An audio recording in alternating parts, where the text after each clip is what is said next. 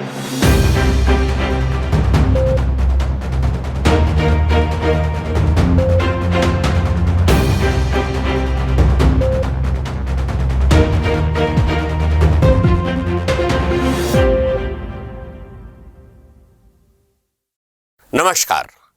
आप देख रहे हैं वीआईपी न्यूज। मैं शकील साजिद। बढ़ते हैं खबरों की ओर। भारतीय जनता पार्टी ने आज प्रेस कॉन्फ्रेंस कर भाजयुमो मुंह के हल्ला बोल आंदोलन को सफल बताया। भाजपा प्रदेश अध्यक्ष अरुण साव ने राज्य सरकार पर विपक्ष की आवाज को दबाने का आरोप लगाया। उन्होंने कहा कि युवाओं के साथ साथ छत्तीसगढ़ की जनता से भी विश्वासघात किया है। सरकार की उल्टी गिनती शुरू हो गई है। भाजपा ने मुख्यमंत्री की कार्यशैली पर भी सवाल उठाया और कहा कि वे हमारे नेताओं को अपशब्द कहते हैं, उनको शब्दों की मर्यादा का ध्यान नहीं। वहां भाजपा की इस पीसी पर कृषि मंत्री रविंद्र चौबे ने तंज कसते हुए कहा कि साव जी नए अध्यक्ष बने हैं, करने दीजिए पीसी। भाजयुमो का आंदोलन फेल हो गया है। हमारे घोषणा पत्र में बेरोजगारी भत्ता दिया जाएगा ऐसा नहीं था। हमने कहा था कि बेरोजगारों के लिए रोजगार के अवसर उपलब्ध कराए जाएंगे। आप लोगों ने देखा होगा, राजधानी के जिस तरफ भी देखते जन सैलाब था। आप लोग भी इस बात को महसूस करते होंगे कि लगभग 1 लाख ही लोग पूरे छत्तीसगढ़ से कल राजधानी आए थे। अभी आपको दिखाया हमने, फिर एक बार चेक कर ले। ये और है, ये और है, ये और है, ये और चेक है। कर ले और मीडिया के साथियों से भी निवेदन है कि जरा इसको फोटो कॉपी करके रख ले। और वो फुटेज भी एक बार देखे जब घोषणा पत्र जारी हुआ था। घोषणा पत्र समिति के अध्यक्ष टीएस सिंहदेव जी ने राहुल गांधी जी के समक्ष जो भाषण में उन्होंने कहा था वो भी एक बार चेक कर लें। एक सर्वे का रिपोर्ट आप लोगों ने देखा होगा। सरकार की सच्चाई है। दूसरी बात, आप रोजगार कहाँ कैसे दे रहे हो ये भी तो स्पष्ट करो। क्या विज्ञापन निकाले आपने? कितनी भर्ती हुई? विधानसभा में पोल खुला? क्या आप विकास के काम कर रहे हो जिसके माध्यम से लोगों को रोजगार मिल रहा है? इसलिए ये खोखले दावे, झूठे दावे सरकार ना करे और जो जन घोषणा पत्र में वायदा किया है उस वायदे को निभाए। सवाल छत्तीसगढ़ के नौजवानों का है। इस सरकार ने जन घोषणा पत्र में जो वादा किया और भारी बहुमत से सरकार बनाई, छत्तीसगढ़ की सरकार अपने वादे की बात करे। आज छत्तीसगढ़ में जिस प्रकार से इस सरकार ने किया, आज प्रश्न तो छत्तीसगढ़ के नौजवानों का है। आज प्रश्न छत्तीसगढ़ के नौजवानों के हक का है। छत्तीसगढ़ के 10 लाख युवाओं के 12,000 करोड़ रुपए का है। राज्य सरकार इसका जवाब दे और उनकी बात करे। मैं आपसे कहता हूं कि हमारी संस्कृति, सभ्यता, परंपरा, नारी सम्मान की पुरानी परंपरा रही है। ये प्रश्न करने वाले पहले अपने गिरे बाजार देखें कि किस प्रकार से बार बार अब शब्दों का इस्तेमाल कर रहे हैं हमारे नेताओं के लिए। शब्दों की मर्यादा वो हमें ना सिखाएं। दो अलग अलग बातें हैं। बेरोजगारों को बेरोजगारी भत्ता दिया ही जाएगा ऐसा नहीं। बेरोजगारों के लिए रोजगार के अवसर उपलब्ध कराए जाएंगे और हमारे घोषणा पत्र को बार बार दिखाते हैं। हम तो उन्हीं से आग्रह करते हैं कि परम सम्माननीय प्रधानमंत्री नरेंद्र भाई मोदी जी ने 2 करोड़ लोगों को रोजगार देने की बात कही थी। एक बार उसको पलट करके क्यों नहीं पढ़ते? निश्चित रूप से वो प्रदेश अध्यक्ष नए बने हैं और नगर निगम ऑफिस के सामने आम सभा का आयोजन किए थे। तो नगर निगम ऑफिस के सामने जितनी उनको उम्मीदें थीं उतने लोग आए हैं और नगर निगम ऑफिस के सामने सड़क में 7-8 हज़ार लोगों से ज़्यादा उपस्थिति हो नहीं सकती। उनने उतनी ही उम्मीद की थी और उसी को सफल बना रहे हैं, तो मैं उनको ही धन्यवाद दूंगा। लेकिन लाख आदमी की अगर वो बात करते हैं तो 1 लाख लोगों की कैपेसिटी तो पूरा रायपुर जानता है कि रायपुर नगर निगम के सामने की सड़क में 1 लाख लोग कैसे आ सकते हैं। केंद्रीय मंत्री अमित शाह 27 अगस्त को छत्तीसगढ़ के दौरे पर रहेंगे। यहां वे नया रायपुर के सेक्टर 24 में एनआईए के भवन का उद्घाटन करेंगे। इसके बाद दीनदयाल ऑडिटोरियम में पीएम मोदी की जीवनी पर लिखी किताब मोदी ड्रीम्स मीट डिलीवरी पर आयोजित कार्यक्रम में हिस्सा लेंगे। फिर वे छत्तीसगढ़ में बीजेपी के संगठनात्मक कामकाज की चर्चा करेंगे। वहीं सितंबर में जेपी नड्डा का छत्तीसगढ़ दौरा रहेगा। सितंबर के पहले हफ्ते में बीजेपी के राष्ट्रीय अध्यक्ष जेपी नड्डा छत्तीसगढ़ के दौरे पर आएंगे। अमित शाह और जेपी नड्डा के दौरे को लेकर छत्तीसगढ़ में तैयारियां तेज हो गई हैं। दोनों नेताओं के दौरे को छत्तीसगढ़ विधानसभा चुनाव 2023 से जोड़कर देखा जा रहा है। 27 तारीख को देश के गृह मंत्री माननीय अमित शाह जी आने का कार्यक्रम बना है। विस्तृत कार्यक्रम बन रही है, वो आपको समय पर मिल जाएगा। में छत्तीसगढ़ चुनाव के राज्यों में शामिल है, तो सभी पार्टियों के नेतृत्वकर्ता छत्तीसगढ़ आएंगे। आदरणीय गृह मंत्री जी का छत्तीसगढ़ में अपनी पार्टी को मोबिलाइजेशन के लिए उनका आगमन हो रहा है, तो पार्टी के कार्यकर्ता उनका स्वागत करेंगे। लेकिन देश के गृह मंत्री जी आ रहे हैं, इसलिए हम उनका स्वागत करते हैं। कृषि मंत्री रविंद्र चौबे ने रायपुर के न्यू सर्किट हाउस में ग्रामीण और पंचायत विभाग की समीक्षा बैठक ली, जिसमें प्रदेश भर के आला अधिकारी मौजूद रहे। बैठक में विकास कार्यों पर चर्चा की गई। बैठक खत्म होने के बाद कृषि मंत्री ने मीडिया से बातचीत में बताया कि बरसात खत्म होने के बाद कैसे विकास कार्य को आगे बढ़ाया जाए, उस पर विस्तार से चर्चा की गई। इसके साथ ही जिस तरीके से ग्रामीण विकास विभाग काम कर रहा है, इसके कारण केंद्रीय सरकार पुरस्कार भी छत्तीसगढ़ को दे रही है। लगातार बैठक हो रही है और चर्चा की जा रही है। 6 जिले हैं, इसका मतलब ये 6 जिले इतना अच्छा कर रहे हैं कि बाकी 22 जिलों के एवरेज को खींच के रखा है। अब समझ रहे हैं? इसमें जो है सभी चीजों को ध्यान देने की जरूरत है। ये हम लोग जो है सेंसिटाइज करने के लिए बार बार जो है लगातार पिछले 2 साल से हम लोग जो है इसकी समीक्षा में आ रही है। उनकी जगह हाजिरी पुरुषों की लग रही है। अगर महिला में पंजीकृत है, लेकिन 42% जो है महिलाएं जो 49% है, सॉरी 49%। तो इस खुशी की बात है कि जिन जिलों में जैसा चल इनका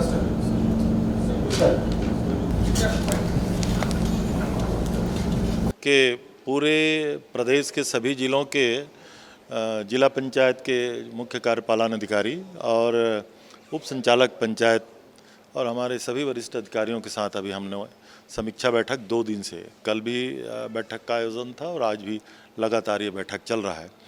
पूरे प्रदेश में ग्रामीण विकास की सारी जो राशि है उसका कैसे सदुपयोग किया जाना चाहिए और किस तरीके से आने वाले समय में हम लोगों को और काम करना है, विकास के जो काम करना है, उसके बारे में लगातार समीक्षा कल से अभी तक हम लोग कर रहे हैं। और विभिन्न योजनाओं में केंद्र सरकार के द्वारा भी छत्तीसगढ़ को हमेशा से प्रशंसित और पुरस्कृत किया गया है। और सीओस के माध्यम से आने वाले समय में, चूँकि अभी बरसात का मौसम है, सितंबर महीने के तुरंत बाद अक्टूबर से हमारे विकास कार्यों की सारी शुरुआत हो जाएगी, तो लगातार इसकी हमने समीक्षा किया है। मुख्यमंत्री निवास कार्यालय में अनुसूचित जाति अनुसूचित जनजाति अत्याचार निवारण अधिनियम 1989 की राज्य स्तरीय सतर्कता एवं मॉनिटरिंग समिति की बैठक हुई। मुख्यमंत्री भूपेश बघेल की अध्यक्षता में हुई इस बैठक में ST/SC वर्ग को विभिन्न प्रावधानों के तहत मिलने वाले लाभों और अधिनियम 1989 के अंतर्गत 2019, 20 और 21 में दर्ज प्रकरणों के निराकरण की समीक्षा की गई। अधिनियम 1989 के अंतर्गत 2019, 20 और 21 में स्वीकृत राहत राशि की भी समीक्षा की गई। इस दौरान मुख्यमंत्री ने सभी कलेक्टरों को जिला स्तर और अनुविभाग स्तर पर समीक्षा बैठक समय पर करने के निर्देश दिए।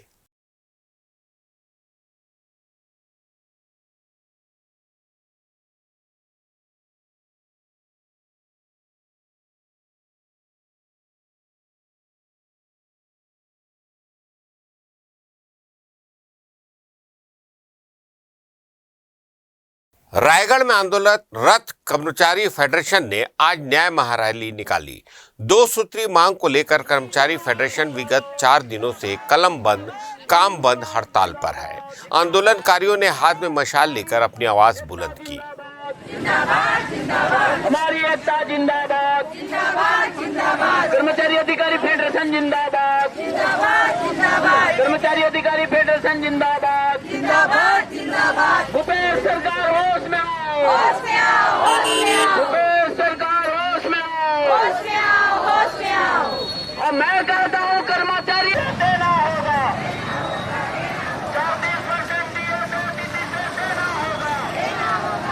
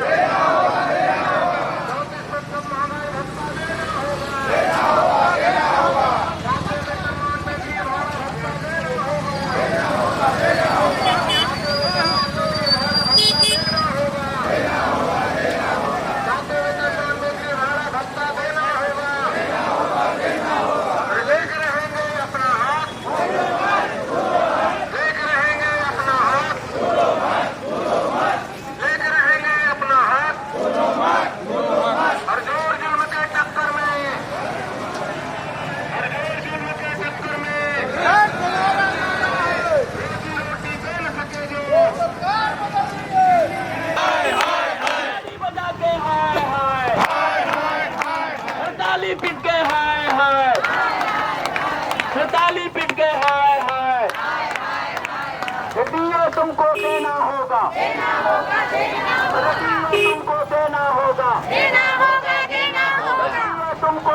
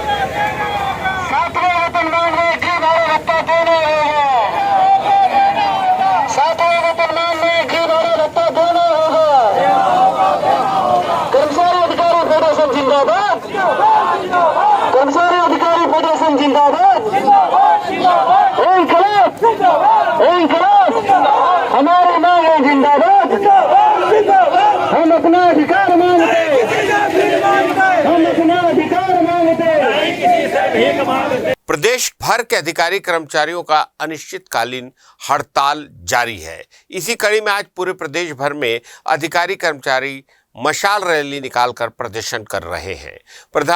राजधानी रायपुर के बूढ़ा तालाब में अधिकारी कर्मचारियों ने रैली निकालकर विरोध जताया। आपको बता दें कि पिछले 3 दिनों से शासकीय कर्मचारी अधिकारी अनिश्चितकालीन धरने पर बैठे हुए हैं। सरकारी कार्यालयों में कार्य ठप पड़ा हुआ है। अधिकारी कर्मचारी अपनी 2 सूत्री मांग, पहला 34% महंगाई भत्ता और 7वें वेतनमान के आधार पर गृह भाड़ा बढ़ाने की बात लगातार कर रहे हैं। बाकी दूसरी जगहों में सब कुछ अच्छा है और इसको देख के को भी जो 44 ग्रेड पे दे दिया जाना चाहिए। लेकिन उसको कमेटी की रिपोर्ट तो हो गई, लेकिन फाइनल आज तक नहीं हुआ। सरकार से अब ये रिक्वेस्ट करती हूँ कि HRA DA जो है, जो हम सभी की मांग है, पूरे फेडरेशन की डिमांड है, जिसके लिए सारे प्रदेश के कर्मचारी भत्ता लेके रहेंगे। अरे वादा खिलाफी बंद करो। बोल। राजधानी रायपुर के BTI मैदान के पास से नारकोटिक्स सेल और खमाडी पुलिस ने संयुक्त कार्रवाई करते हुए 2 अंतर्राज्यीय ड्रग्स सप्लायर और एक अन्य आरोपी को गिरफ्तार किया। इनके पास से 10 ग्राम ड्रग्स बरामद की गई, जिसकी कीमत 1 लाख रुपए बताई गई है। बताया गया है आरोपी दिल्ली से ड्रग्स लेकर आए थे और रायपुर में खपाने वाले थे। इससे पहले ही पुलिस की गिरफ्त में आ गए।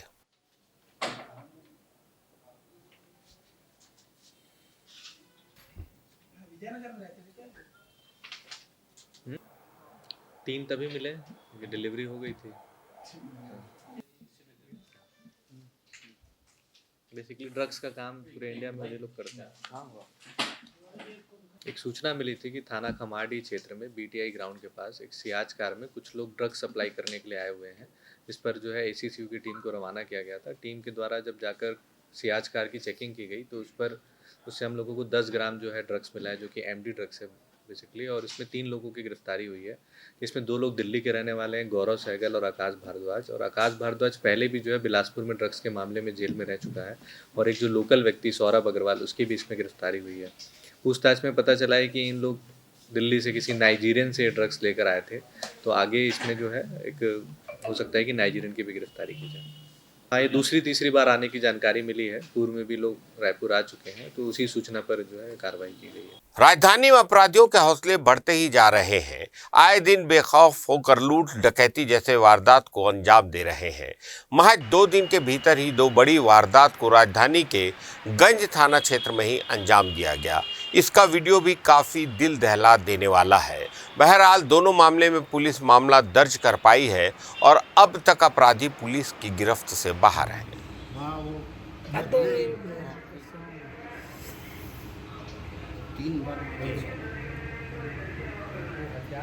एक दरवाजा लगाया परसे टाइप का है। हाँ हाँ हाँ हाँ हाँ छोटे डंडा हथौड़ा जैसा। हाँ हथौड़ा या छोटा गड़ासा ग्लव्स ही पहन रहा है। अच्छा ग्लव्स पहन रहा है इतना आराम से।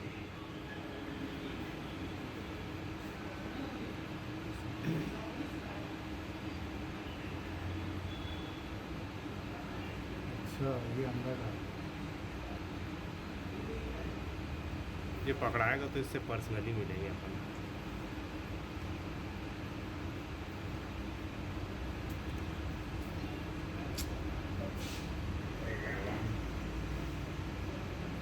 कोई नहीं आया। 3 बार मारा।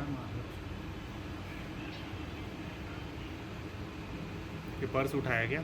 हाँ, मोबाइल भी ले लिया। मोबाइल उठा लिया ना, मोबाइल रखा।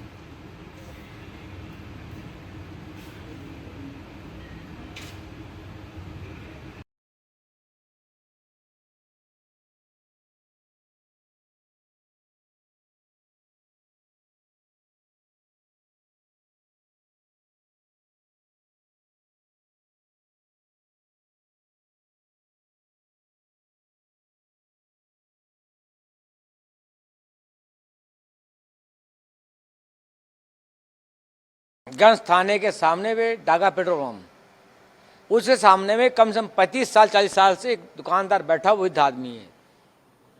उसको आजू बाजू सब लोग उसको आजू बाजू बंद करके उस हथौड़ा से पीट पीट के मार दिए। जो आदमी भर्ती है मरण, उसका परिवार कोई आदमी नहीं। जो आदमी हर हमेशा पानी पाउच देता है, पिलाता है, उसको मार के निकल गए। अभी तक पुलिस वाले कोई एक्शन नहीं। मैंने आज घोषणा कर दिया, रात भर में गिरफ्तार नहीं हुई तो मैं कल 4 बजे गंज थाने घेराव करूंगा। मैं ये घटना अकेला नहीं है। मेरे घर के आगे 4 घर के आगे 4 नकाश पोस्ट कल घुस गए पिस्तौल लेके। उनकी बच्ची रोई तो पुलिस वाले कुत्ते लोग ने वो किया तो भाग गए। ये सर क्राइम है क्या? बिहार है क्या? ये छत्तीसगढ़ शांति क्षेत्र है। पुलिस वाले क्या रोल है? गंज थाना क्षेत्र में जो अपराध पंजीबद्ध हुआ है उसमें वीडियो फुटेज के आधार पर आरोपी की पहचान की कोशिश की जा रही है। वो किस रास्ते से आया गया है उसकी भी देखरेख की जा रही है। हमारी टीम लगी हुई है। गंज थाना क्षेत्र में एक घटना हुई है जिसमें जब उसके यहाँ हमला या कुछ लोग आ गए थे तो उसको जब कुत्ते के भौंकने पर कुछ लोग उस जो आए हुए थे हमला करने के लिए वो भाग गए, ऐसी जानकारी मिली है और उस पर एफआईआर दर्ज किया गया है। युवाओं में इनोवेशन, पब्लिक लीडरशिप और पब्लिक सर्विस गुण को विकसित करने के लिए सरगुजा पुलिस ने मंथन अभियान की शुरुआत की है, जिसके जरिए पुलिस मितान का चयन किया जाएगा जो स्वच्छ और सुरक्षित समाज के निर्माण में अपना योगदान देंगे।